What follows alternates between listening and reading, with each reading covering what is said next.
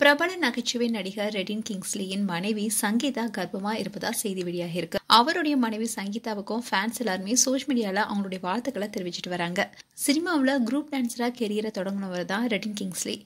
ஆனா நடனத்தால அவருக்கு போதுமான அங்கீகாரம் கிடைக்காதனால சினிமா விட்டு விலகி பொருட்காட்சிகளை நடத்துற கான்ட்ராக்டர் பணிக்கு சென்றாரு. இதுல தமிழகம் முழுவதும் அரசு சார்பில் நடத்தப்படுற பொருட்காட்சிகளுடைய கான்ட்ராக்டரா கிங்ஸ்லி உருவெடுத்தாரு.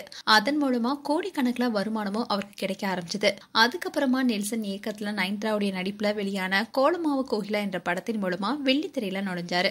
டாக்டர் படத்திலையும் கிங்ஸ்லி நடிச்சிருந்தாரு. டைலாக் மாடுலேஷனாலேயே ரசிகருடைய தனி கவனத்தை பெற துவங்கினாரு. இதனால அண்ணாத்த, ஜெயிலர், பீஸ்ட் போன்ற பல படங்களா கமிட் ஆகி பிஸியான காமெடி நடிகரா உருவானாரு.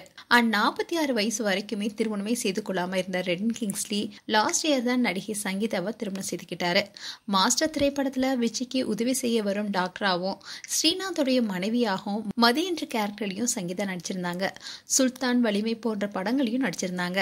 இப்போ சின்ன திரை சீரியல்களை பிஸியா நடிச்சிட்டு வராங்க. அண்ட் சங்கீதா ஏற்கனவே திருமணமாகி விவாகரத்தானவங்க. ரெடின் கிறிஸ்தவ மதத்தை சேர்ந்தவர், சங்கீதா இந்து மதத்தை சேர்ந்தவங்க. அப்படி இருந்து இந்நிலையில சங்கீதா 5 மாதம் கர்ப்பமா இருப்பதா தகவல் வெளியாக இருக்கு. இந்த தகவலை தம்பதி 2 பேரும் அதிகாரப்பூர்வமா இன்னும் அறிவிக்கல. ஆனா சன் டிவில ஒளிபரப்பாகிட்டு வந்த ஆனந்த ரகம் சீரியல இருந்து சங்கீதா திடீர்னு விலகி இருக்காங்க. அதுக்கு காரணம் இவங்க கர்ப்பமா இருப்பதனாலதான் சீரியலிருந்து விலகி இருப்பதா சொல்லப்படுது. அண்ட் தன்னுடைய 47 வயசுல ரெடின் கிங்ஸ்லி அப்பாவாக போறாருன்னு ரசிகர்கள் பலரும் வாழ்த்துக்கள் தெரிவிச்சிட்டு வராங்க. மேலும் ரெடின் கிங்ஸ்லி அண்ட் சங்கீதா பற்றிய உங்களுடைய கருத்துக்களை கமெண்ட் செக்ஷன்ல சொல்லுங்க. இது போன்ற வீடியோஸை பார்க்க நியூஸ் தமிழ் கிளிட்ஸ் சேனலை சப்ஸ்கிரைப் பண்ணுங்க. மறக்காம நோட்டிபிகேஷன் பட்டனை கிளிக் பண்ணுங்க.